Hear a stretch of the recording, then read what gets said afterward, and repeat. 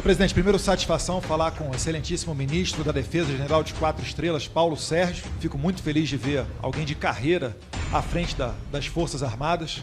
Prezado Almirante Garnier, dizer aqui que eu sou o responsável pela maior emenda individual para a reconstrução da base Comandante Ferraz na Antártica, porque eu acredito muito na competência dos senhores nas pesquisas lá realizadas.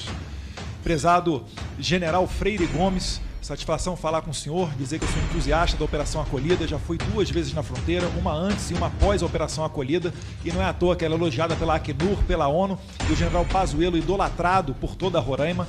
Gostaria de falar também ao comandante Batista Júnior, que nas asas das Forças Aéreas Brasileiras pôde viajar no KC-390, numa missão comercial junto com a autoridade do governo, para 9 países árabes e também para a República Tcheca e Hungria. Deus quiser, a República Tcheca vai fechar a negociação para comprar mais alguns KCs e gerar empregos na nossa querida São José dos Campos. Mas, senhor presidente, é engraçado porque quando a coisa aperta, se é para garantir eleição no Rio, lá estão as Forças Armadas.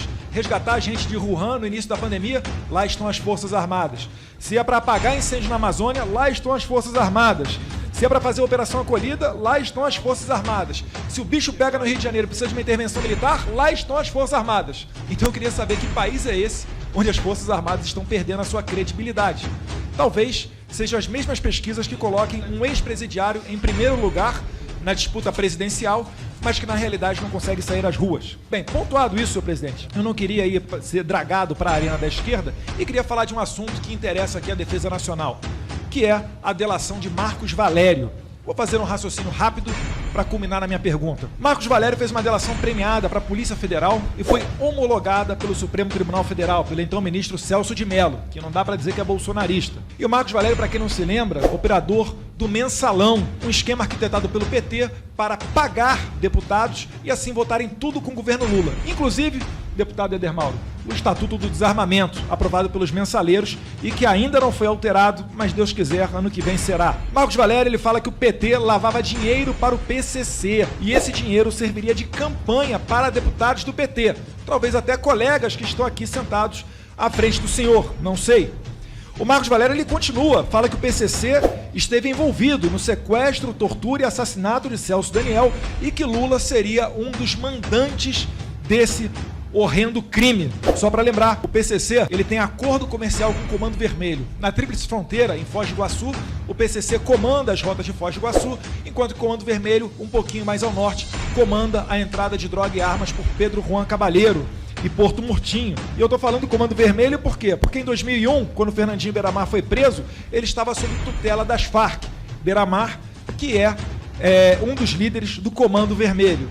Então existe uma teia muito bem arquitetada de associação entre PCC, CV e até mesmo as Farc, que tutelavam Beiramar na selva. E em 2009, notícia do Estadão, também não dá para dizer que é bolsonarista, né? Abre aspas. Lula sugere às Farc criar partido político. Fecha aspas. As Farc, prezado general Peternelli, que aqui no Brasil a gente fala Forças Armadas Revolucionárias da Colômbia, mas que na Colômbia são conhecidas como Forças Armadas Revolucionárias Comunistas. Um tapa na cara aí dos artistas que procuram onde é que está esse comunismo que a gente está enfrentando. Enfim, talvez seja porque eles estejam do lado dos consumidores e não do nosso lado que combatemos o tráfico ilegal de armas. Dando continuidade aqui a uma ordem cronológica, mais recentemente, Lula se vangloriou de ajudar os sequestradores. Ele disse os meninos que sequestraram o Abílio Diniz. E também, há pouco tempo atrás, Hugo Carvajal, que era o chefe da inteligência de 2004 até 2011 de Hugo Chávez, narcoditador venezuelano, hoje em dia está preso na Espanha em processo de extradição para os Estados Unidos. Ele traficava drogas em alta escala, seguindo o plano de Chávez para inundar os Estados Unidos com cocaína. E para a justiça espanhola, Hugo Carvajal já adiantou que as drogas financiaram os governos latino-americanos, da Argentina com Cristina Kirchner, do Brasil com Lula da Silva, palavras de Hugo Carvajal, de Evo Morales na Bolívia, Fernando Lugo no Paraguai, Rafael Correa no Equador. Não sem propósito, todos eles membros do Foro de São Paulo, grupo criado em 1990, cuja a inauguração se deu de uma leitura de carta das Farc. As Farc saíram do Foro de São Paulo porque pegou muito mal depois que eles sequestraram a senadora colombiana Ingrid Betancourt e oficialmente saíram. Mas, como se vê, o Lula continua aconselhando as Farc e hoje eles têm assento até no Congresso colombiano, porque o então presidente Santos não respeitou o plebiscito, tal qual Lula aqui com o referendo do armamento.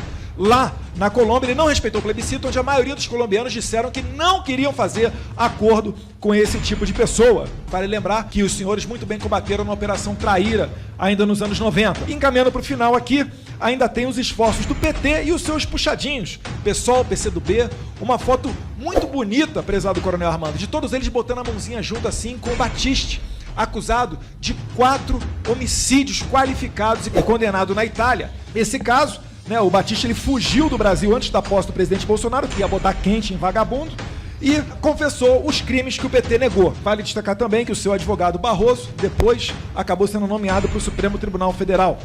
Esses são apenas alguns dos assuntos que justificam a vinda do Marcos Valério à Câmara dos Deputados. Eu protocolei requerimento aqui na CREDEM, mas já aprovamos o mesmo requerimento na Comissão de Segurança Pública. E daí vem a minha pergunta aos senhores comandantes de força e ministro da Defesa. Organizações como o PCC, o CV, as Farc e o PT representam um risco à defesa da soberania nacional? E finalizando, muitos aqui, eu não interrompi ninguém no discurso. E eu estou usando o mesmo direito do deputado Paulo Ramos de concluir. Para concluir, presidente, por favor, me assegure a fala, por favor, senhor presidente. Ué, eu estou falando alguma mentira? Notícia do Estadão. O seu PT lavando dinheiro para o PCC. Deputado, quem sabe Vossa Excelência não foi financiada pelo PCC? A todo dia jogam bola com a cabeça do meu pai, chamam de genocida, fazem do quanto pior, melhor e querem botar o maior ladrão da história do Brasil de volta no governo. Então, eu desrespeito mesmo, porque eu não tenho que dar respeito para vagabundo e malandro igual vocês. Vamos lá.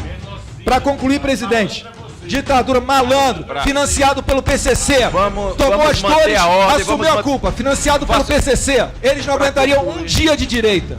Fazem cara de paisagem aqui e dizem que têm o monopólio da virtude.